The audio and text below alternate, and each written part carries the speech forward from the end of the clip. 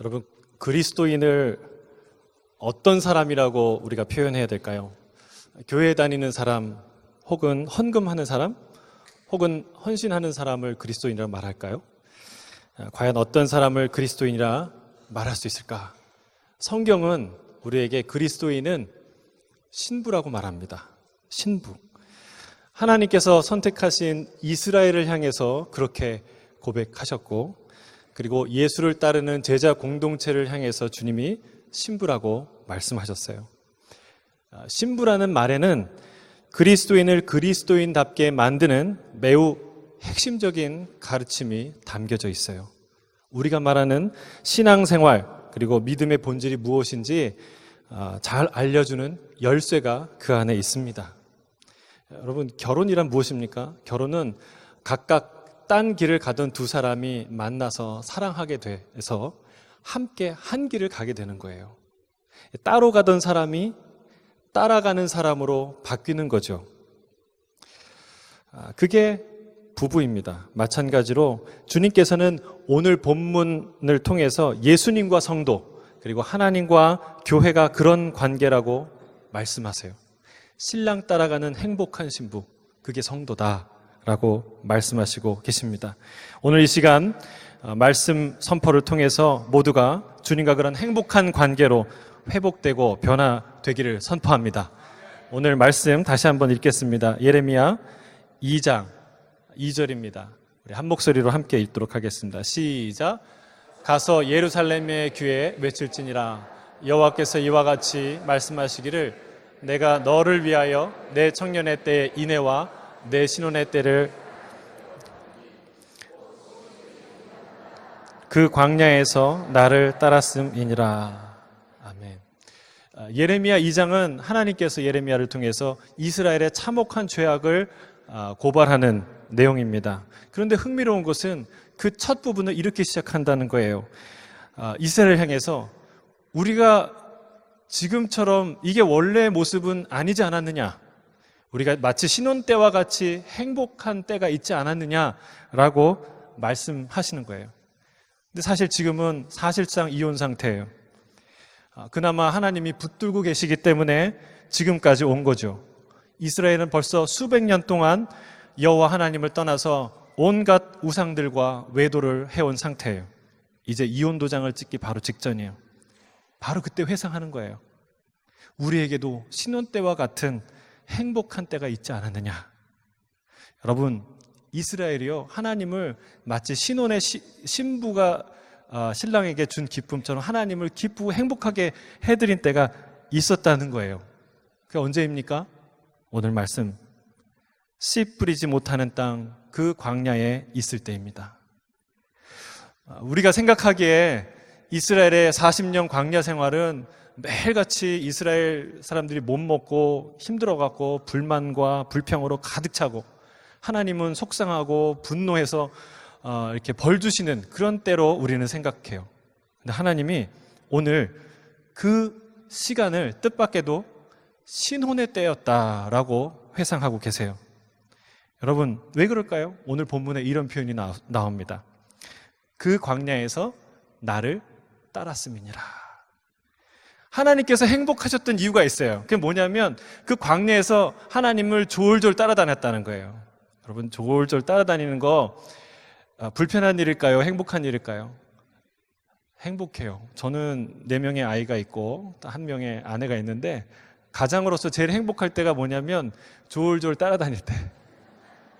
교회를 가도 따라다니고 마트를 가도 따라다니고 여행을 가도 따라다니고 심지어는 안방을 가도 화장실 가도 따라오는 그럴 때가 행복한 거예요.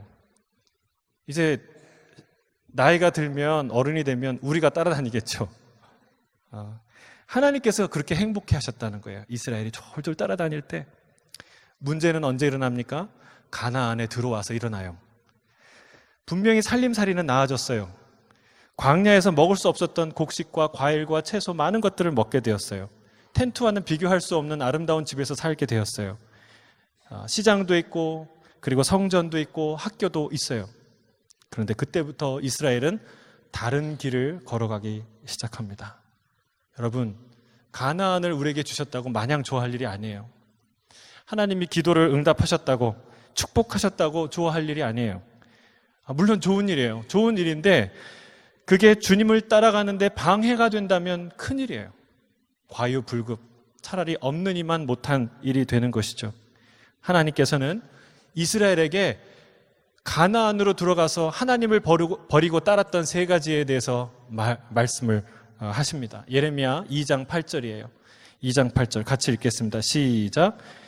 제사장들은 여호와께서 어디 계시냐 말하지 아니하였으며 율법을 다루는 자들은 나를 알지 못하며 관리들도 나에게 반역하며.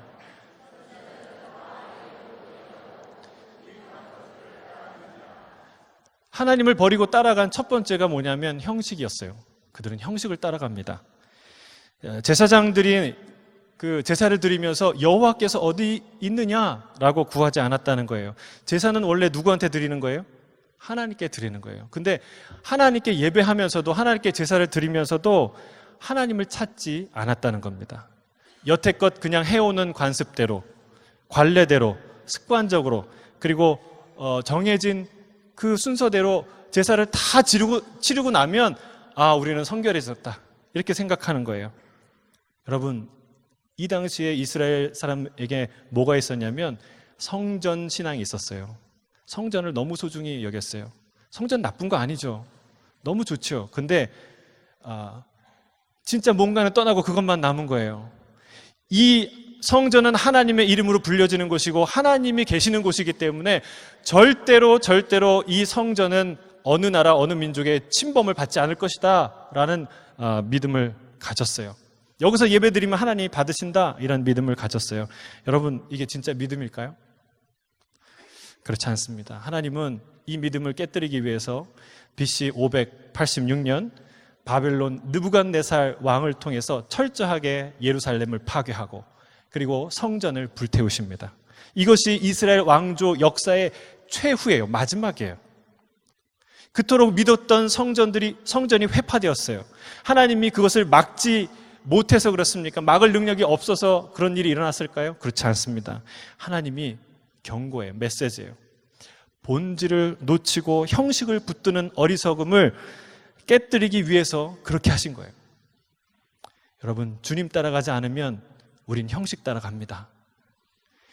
주님을 예배하기 위해서 형식을 만들었는데 나중에는 형식이 조금만 바뀌어도 마치 주님이 떠나신 것처럼 생각합니다.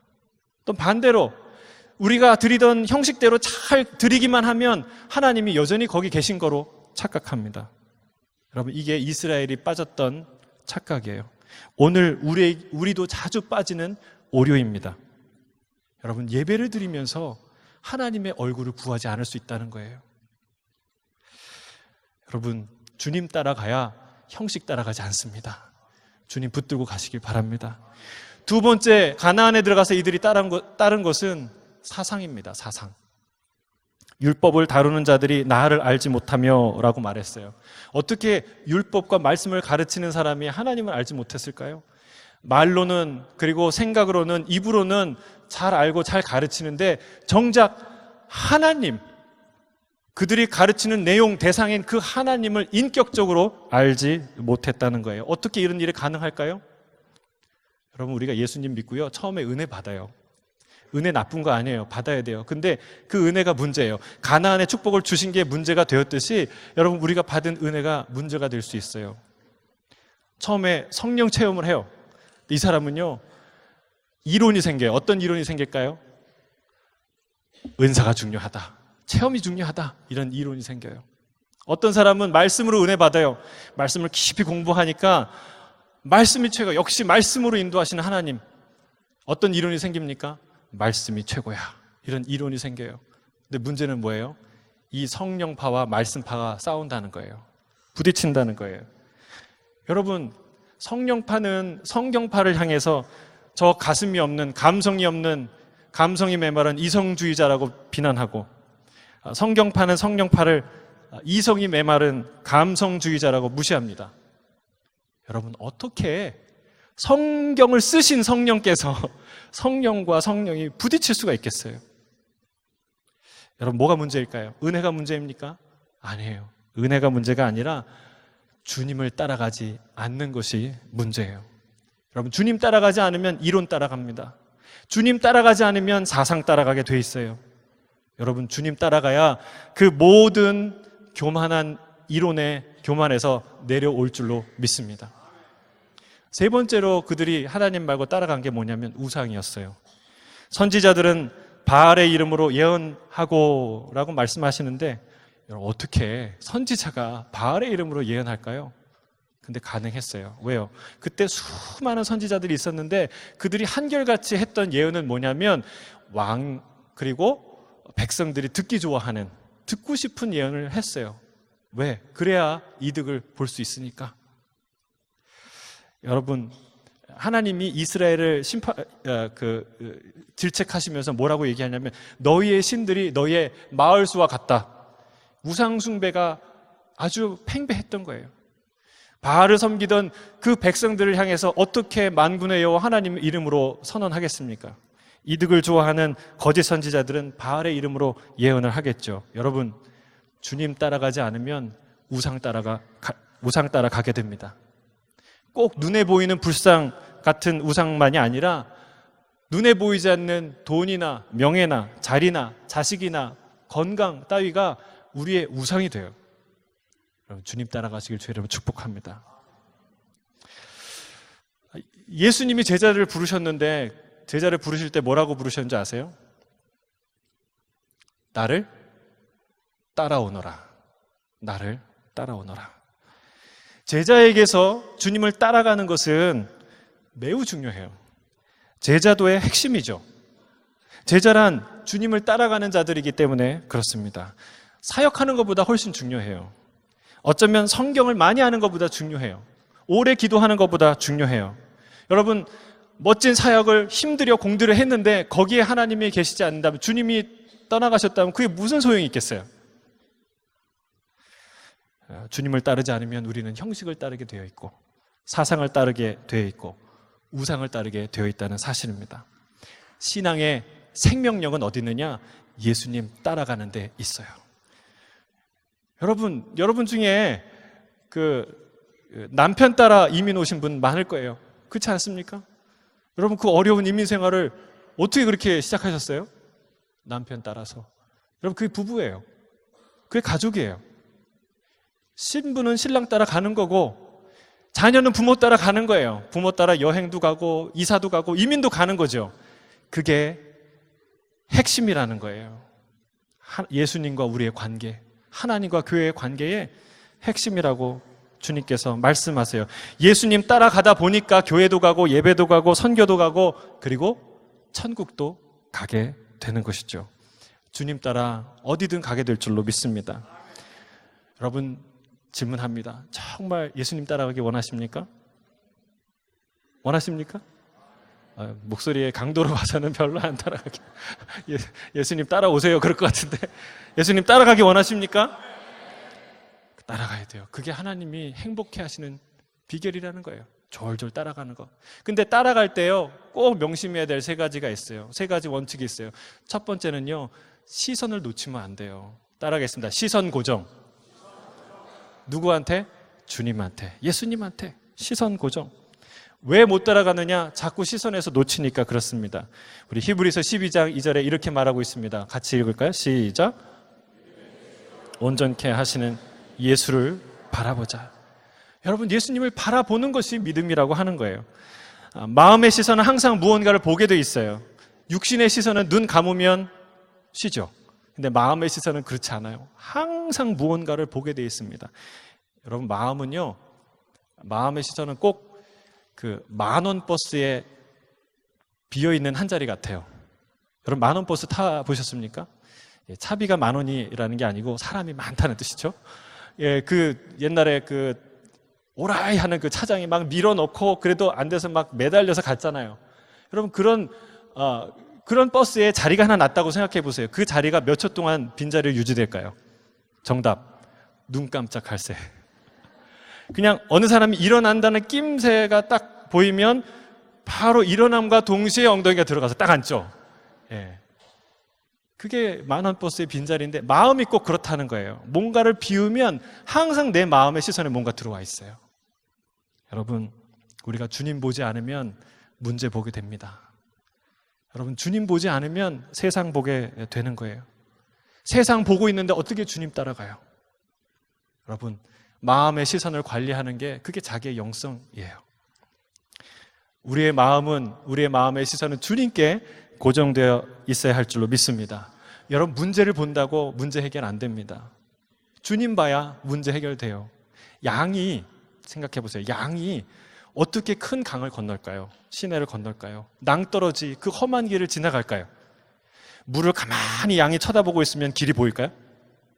낭떠러지를 깊이 묵상하면 가는 길이, 방법들이 생각날까요? 아니에요. 양이 험한 길을 지나가고 그 물을 건널 수 있는 유일한 방법이 있어요. 그건 목자 따라가는 거예요. 목자가 따라가다 보면 어느새 건너와 있어요.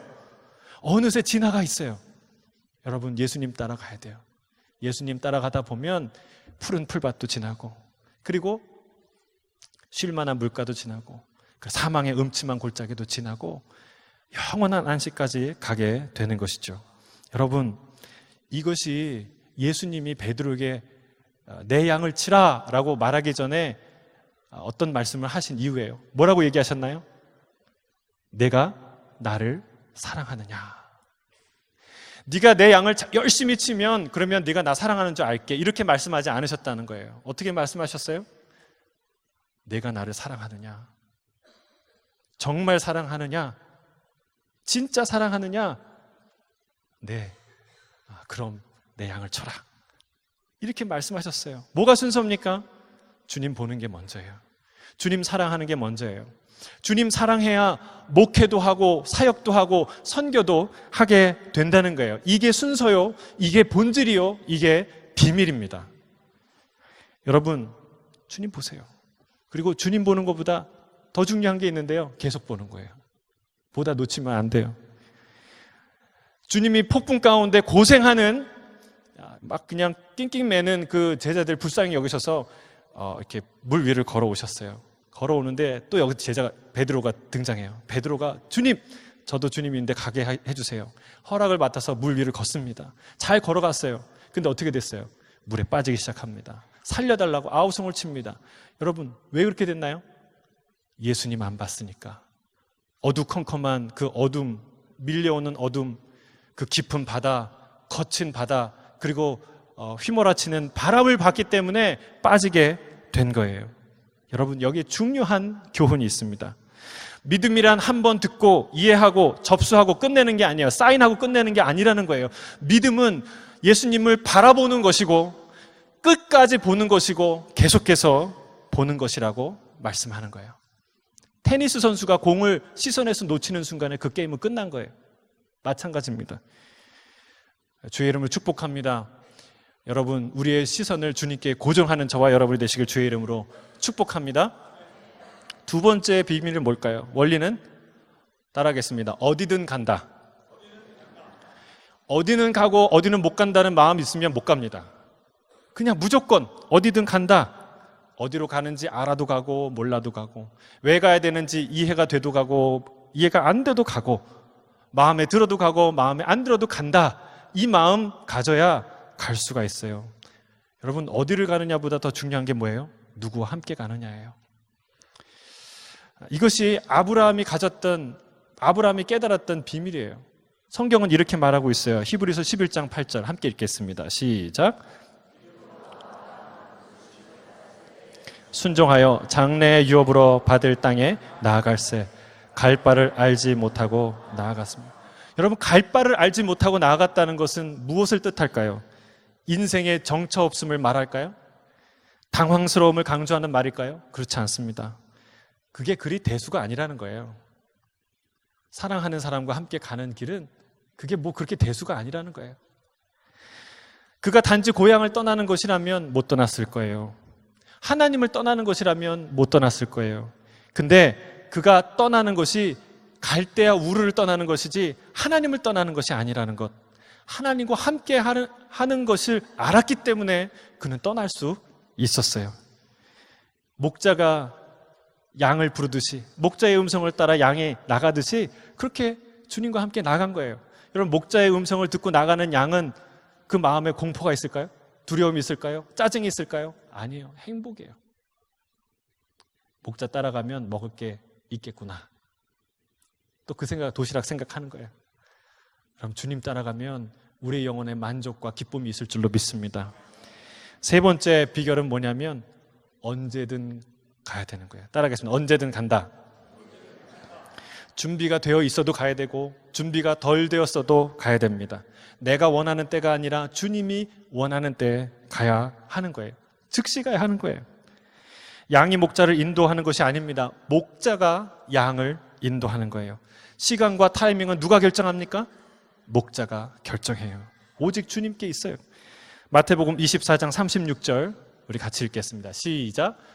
그러나 그 날과 그때는 아무도 모르나니 하늘의 천사들도 아들도 모르고 오직 아버지께. 때는 아버지만 아세요. 아는 척해서도 안 되고 알 수도 없어요. 얼마 전에 제가 영화를 봤습니다. 인천 상륙작전 봤는데 그 총사령관 메가더의 위상이 장난이 아니더라고요. 너무 멋있더라고요. 7만 5천 명의 그 병사들이, 그리고 260척의 그 함정과 군함들이, 그리고 수많은 비행기들이 누구의 명령 기다립니까? 메가더의 명령을 기다려요. 총사령관의 명령을 기다려요. 아무리 위급하고 다급해도요, 그 자리에 딱 지킵니다.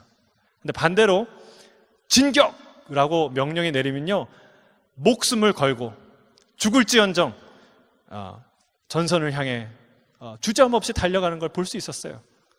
여러분, 이게 바로 주님 따라간다는 거예요. 타이밍은 내가 정하는 것이 아니라 주님이 정하신다는 거예요. 여러분, 이거 왜 모를까요? 다 알죠? 여러분, 다 아는데 우리가 주의하지 않습니다. 우리는 내가 원하는 타이밍에 하나님이 움직여 주시길 원해요. 내가 원하는 방식으로 하나님이 일해 주시길 원해요. 그게 안 되면 실망하죠. 그리고 뭐라고 얘기합니까? 하나님 도대체 나에게 왜 이러시는 거예요? 따집니다. 여러분, 그 마음 때문에 주님 못 따라가요. 잔뜩 실망한 마음으로 그 뒤따라 터벅터벅 걷다가 주님 잃어버리는 거예요. 놓쳐버리는 거예요.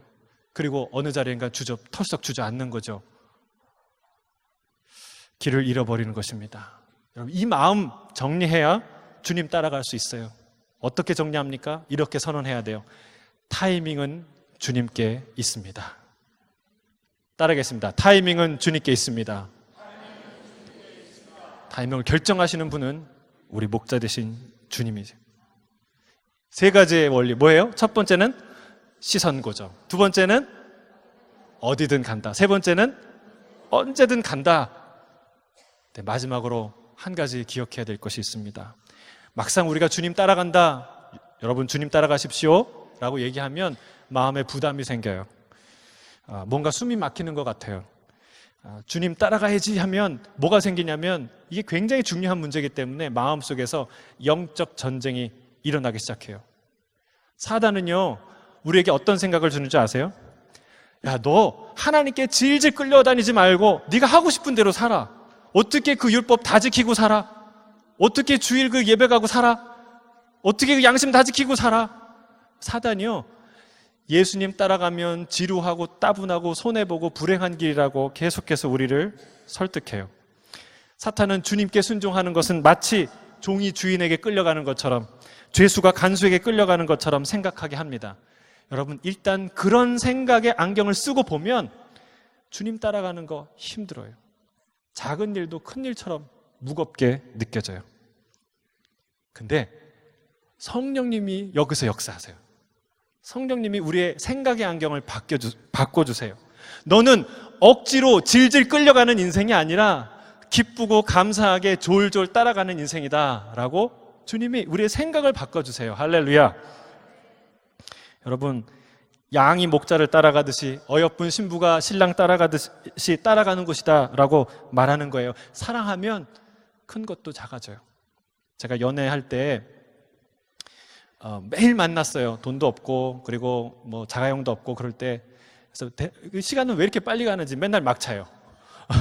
근데 막차를 놓치면 또 택시를 타야 돼요. 택시를 타다가 돈이 없으면 중간에 내려야 돼요. 걸어야 돼요. 근데 그게 슬프지 않았어요. 행복했어요. 걷는 게 낭만적이었어요. 막 이 생각 저 생각 나고 참 감사하다 생각하고. 여러분, 이게 사랑한 사람이 아니라 다른 사람을 위해서 이런 일을 했으면 얼마나 서글플까요? 매일 밤늦게 막차를 타야 되고 걸어야 되고. 그런데 사랑하는 사람을 위해서 하니까 하나도 힘들지 않아요. 여러분, 사랑하는 사람을 따라가는 것은 큰 일도 작게 느껴져요. 우리 주님 사랑하면 그 길 갈 수 있습니다. 마지막으로 그 음성 들어야 돼요. 주님이 우리에게 말씀하세요. 너는 내 왼수가 아니고 너는 내 사랑하는 신부야.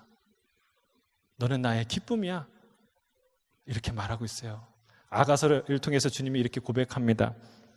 아가서 2장 10절 13절 읽을 텐데 감정을 충분히 갖고, 그리고 주님이 나에게 하시는 말씀으로, 주님 말씀이죠, 그렇죠? 주님이 지금 나에게 하는 말씀으로 들으세요.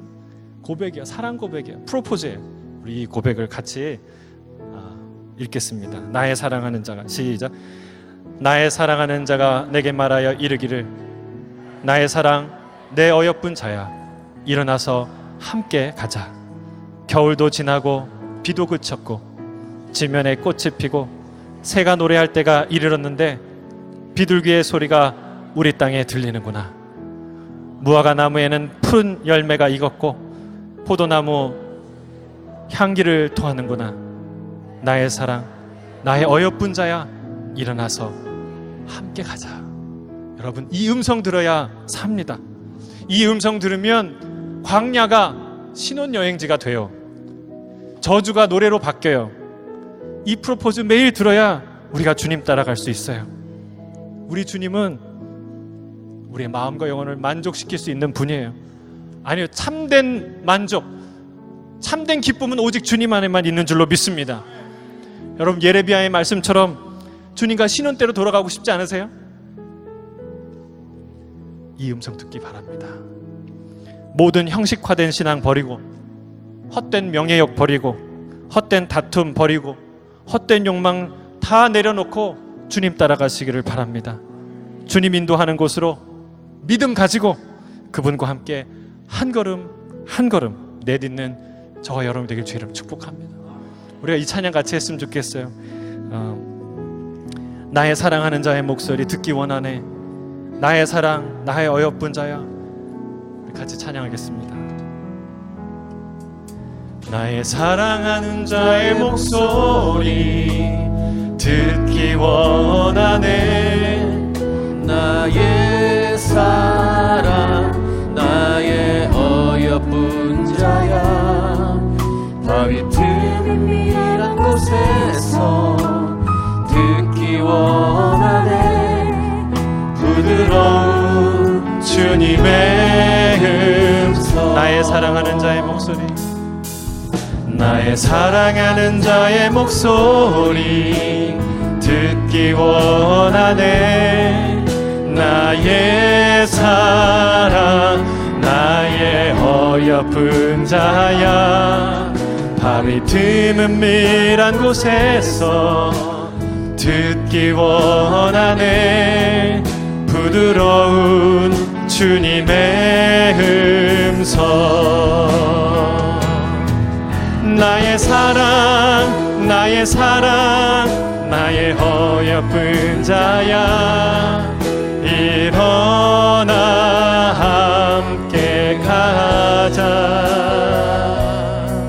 나의 사랑, 나의 사랑, 나의 어여쁜 자야. 일어나 함께. 나의 사랑,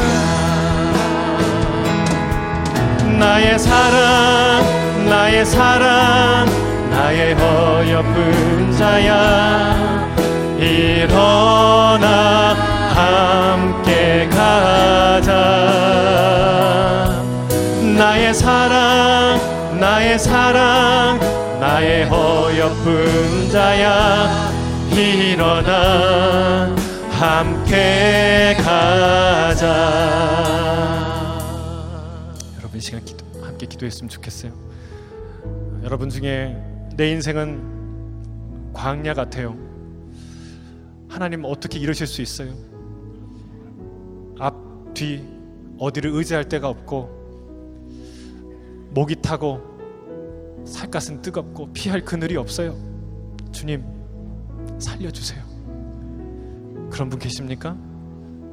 주님이 바로 그 옆에 계세요. 광야 40년 하루도 하나님이 떠나신 적 없어요. 주님 그늘이 되셔서 살 수 있었어요. 주님 옆에 계시니까 여러분 살 수 있어요. 그 주님 붙드시길 바랍니다. 그 주의 음성 들으시길 바랍니다. 여러분 혹시 그 광야 지나서 가나안으로 들어가신 분 계세요? 주님 주신 축복 때문에 그 옛날 마음 잃어버리고 형식 따라가고 자리 따라가고 명예 따라가고 여러분 우상 따라가고 사상과 이론 따라가는 분 계세요? 여러분 다 필요 없어요. 우리 주님이 필요해요. 그 주님 붙들어야 살아요. 여러분 이 시간 같이 기도했으면 좋겠어요. 다른 거 붙들지 않고 주님 붙들게 해주세요. 하나님 주님 따라가게 해주세요. 그 음성 듣게 해주세요. 우리 같이 한번 통성으로 기도하겠습니다. 하나님 아버지, 광야 가운데 거칠고 하나님 씨를 뿌릴 수 없고 아무것도 시작할 수 없는 그 광야 가운데 하나님 낭망한 영혼들이 있습니까? 하나님 주의 음성을 듣게 해주십시오. 살아나게 해주십시오. 하나님 주를 따라가게 해주십시오. 하나님 우리 안에 기쁨이 되시는 주님, 만족이 되시는 주님, 하나님 그 주님 함께 일어나게 하여 주옵소서. 함께 가게 하여 주옵소서. 하나님 가나안 땅에 들어가서 하나님 아닌 것들을 따르는 사람들이 있습니까? 이 시간 회개하고 돌아오게 하여 주옵소서. 나의 진실한 신랑 되신 주님, 나를 붙들고 사랑하시는 주님, 그 주님, 하나님 그 주님을 따라가는 인생이 될 수 있도록 주님이 도와여 주시옵소서. 다른 것 따르지 않게 하여 주옵소서. 다른 목소리 들지 않게 하여 주옵소서. 할렐루야, 할렐루야, 할렐루야, 할렐루야, 할렐루야. 함께 가자. 여러분 사탄 음성 듣지 마세요. 주님 따라가는 것 손해보는 일이고 지루한 일이다. 주님이 네 인생 좌지우지하게 놔두지 마라 라고 만드는 사탄 음성 듣지 마세요. 여러분 그건 헛된 소리예요. 가짜 소리예요. 이 세상에 있는 경이로움, 이 세상에 있는 아름다움, 이 세상에 있는 모든 기쁨 다 어디서 왔습니까? 주님으로부터 왔어요. 참된 만족은 누구에게 있어요? 주님께 있어요. 주님 따라가면 세상이 줄 수 없는 만족 경험할 수 있어요. 사랑하는 주님, 주의 음성 듣기 원합니다. 주님 모습 보기 원합니다. 주님 인도하시는 곳은 비록 사망의 음침한 골짜기처럼 보여도, 광야처럼 보여도 그곳은 생명의 길이요, 축복의 길이요, 기쁨의 길인 것을 믿습니다. 주님께서 어디 가시든지 따르기 원합니다. 우리 손을 붙드시고 이끄시옵소서.